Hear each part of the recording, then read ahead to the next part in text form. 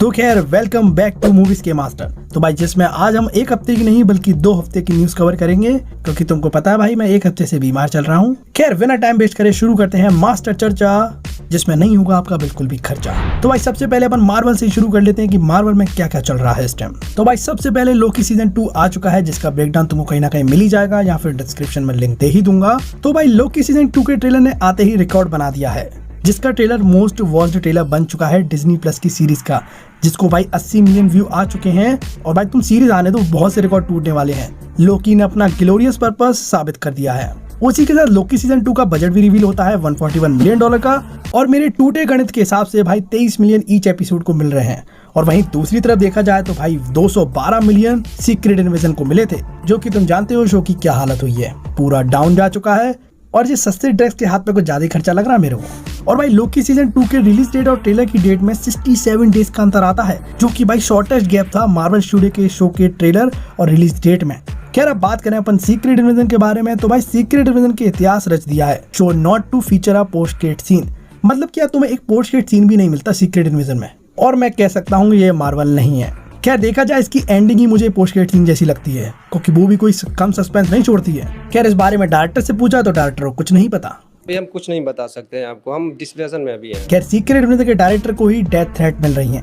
क्या तो हुआ कुछ ऐसा है कि फैंस अपसेट है रोडी वाले कांड को लेकर। टोनी स्टार्क की डेथ हुई उसी वक्त रोडी उसका दोस्त, जो उसका जिगरी यार है, वो असल में उसका यार है ही नहीं, वो तो स्कल है। खैर ये चीज काफी ज्यादा डिस्टर्बिंग है, उससे भी ज्यादा डिस्टर्बिंग है उसको डेथ थ्रेट देना। भाई ज्यादा नहीं हो गया? क्या सीक्रेट इन्वेजन के डायरेक्टर अली सलीम का कहना है कि प्रेसिडेंट डिस्टन ने स्कल से जंग छेड़ दी है। अब उनकी वॉर को लड़ने के लिए गाया और सोनिया बैठे हैं, जो कि दोनों मिलकर इन सबको रोकेंगे, जो कि भाई आने वाले फ्यूचर प्रोजेक्ट को भी सेटअप करेंगे। और शायद इसी चक्कर में फ्यूरी ऊपर निकल गया है, आई मीन सेवर में निकल गया है।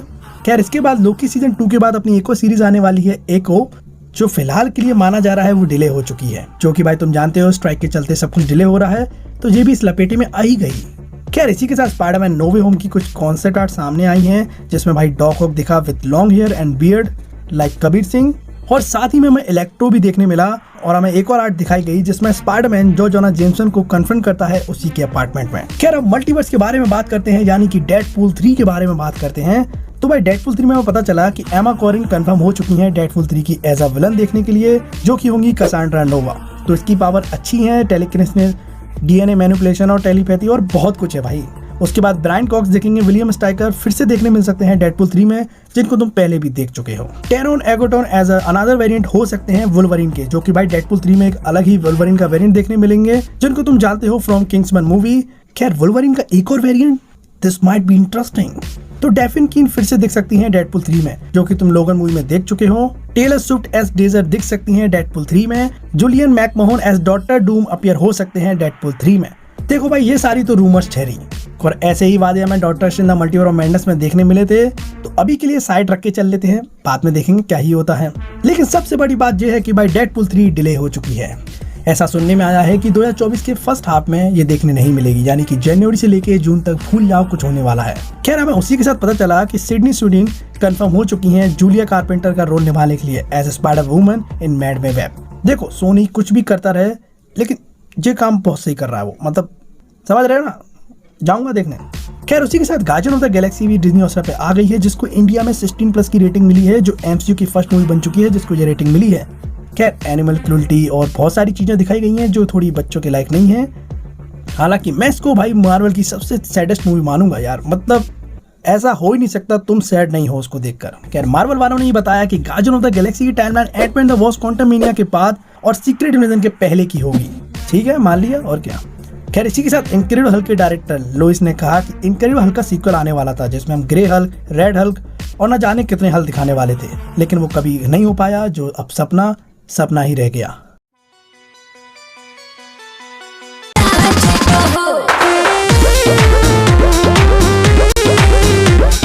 खैर एंथनी मैकॉय यानी अपने न्यू कैप्टन अमेरिका ने बताया कि कैप्टन अमेरिका 4 में एक सीन है जो कि भाई वॉशिंगटन डीसी के एक होटल में शूट हुआ है, जो कि captain America the winter soldier में भी हुआ था।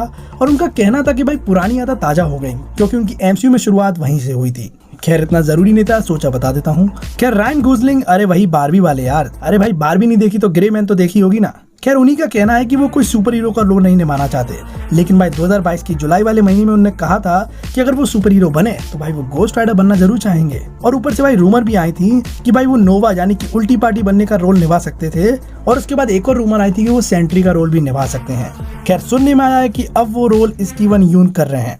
खैर उसी के साथ अपन स्पाइडरमैन की बात करें तो टोबी मैगवायर ने अपना एक्सपीरियंस शेयर करा जब उन्होंने टॉम हॉलैंड और एंड्रू गारफील्ड के साथ काम किया। खैर उनका कहना था कि स्पाइडरमैन का रोल निभाते निभाते उनकी रुचि और जागृत हो गई है, जब मतलब कि उन्हें स्पाइडरमैन में वापस आना अच्छा लग रहा है।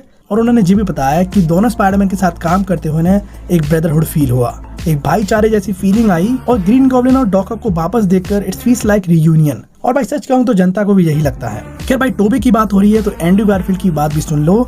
तो एंड्रू गारफील्ड से पूछा गया कि अमेजिंग स्पाइडरमैन 3 का क्या हो रहा है, स्पाइडरमैन की स्टोरी कहाँ एस्टेब्लिश हो रही है। तो उन्होंने कहा कि स्पाइडरमैन की मूवी भले ही आए ना आए, लेकिन समवेयर उनकी स्पाइडरमैन की स्टोरी कंटिन्यू चल रही है। स्पाइडरमैन अभी भी उनके यूनिवर्स में नेवर ऑफ स्पाइडरमैन बना हुआ है। वो सब चीजें चल रही हैं लेकिन ऑफ द स्क्रीन, तुम उसको देख नहीं सकते, लेकिन वो हो रही हैं अपनी आंखों के सामने तो नहीं, लेकिन चीजें हो जरूर रही हैं। तो भाई सोनी अगर चाहे तो पैसा इन्वेस्ट करके पैसा कमा सकता है, क्योंकि amazing Spiderman 3 most fan demand movie हो सकती है।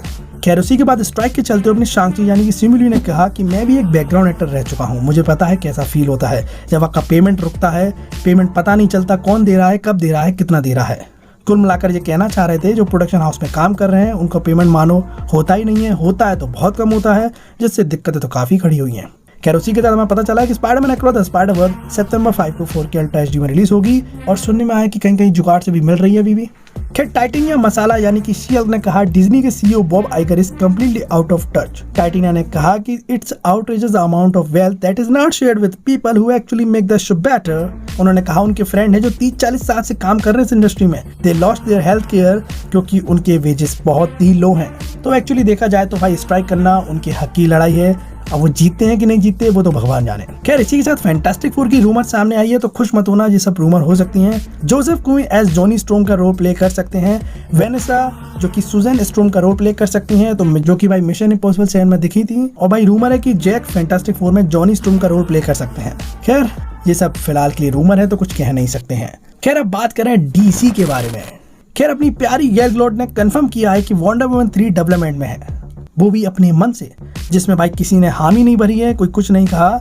लेकिन जब बाद में जेम्स गन ने चुप्पी तोड़कर ये बताया कि हाँ हम वंडर वुमन के बारे में सोच रहे हैं, 3 के बारे में तो नहीं लेकिन वंडर वुमन के बारे में जरूर सोच रहे हैं। अब वो 3 में दिखेगी कि नहीं दिखेगी, लेकिन उनका कहना है कि भाई आने वाले 30 साल में दिखी जाएगी, तो तुम पकड़ के मतलब सीट बुक करके बैठ जाना, देख लेना।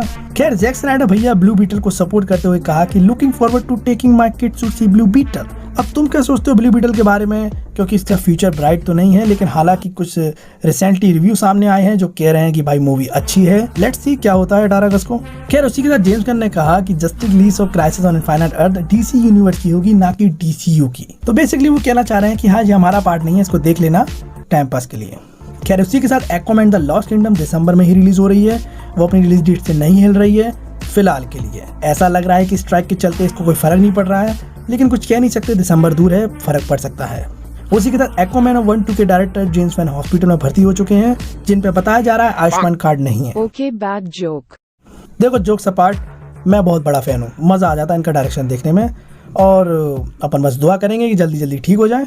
खैर उसी के साथ ब्लैक एडम यानी कि ड्वेन जॉनसन जो कि भाई डीसी की पावर और हाई का अरे